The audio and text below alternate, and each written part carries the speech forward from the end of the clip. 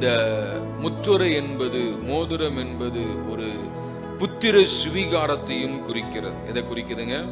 புத்திர சுவீகாரத்தையும் குறிக்கிறது. லூக்கா சுவிசேஷம் 15ஆம் அதிகாரம் 22வது வசனத்தை நீங்க வாசிச்சு பார்த்தீங்கன்னா, இளைய குமாரன் திரும்பி வரும் பொழுது அவன் எல்லாவற்றையும் தொலைத்து விட்டு எப்படி வரான்? ஒண்ணும் இல்லாம வருகிறான். அப்பொழுது அவனுடைய தகப்பனார் எதிர்கொண்டு ஓடி போய் என்ன செய்றாரு?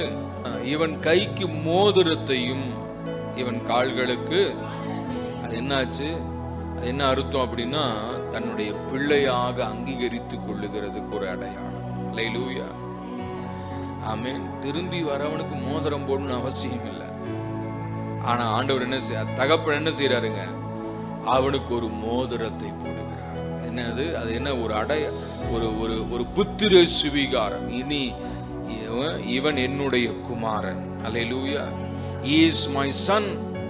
No more he is slave. அவன் அடிமை அல்ல. ஆமென். இனி யாரு? அவன் என்னுடைய குமாரன் என்று அர்த்தம். இப்படி பல அர்த்தங்களை நாம் சொல்லலாம். அல்லேலூயா.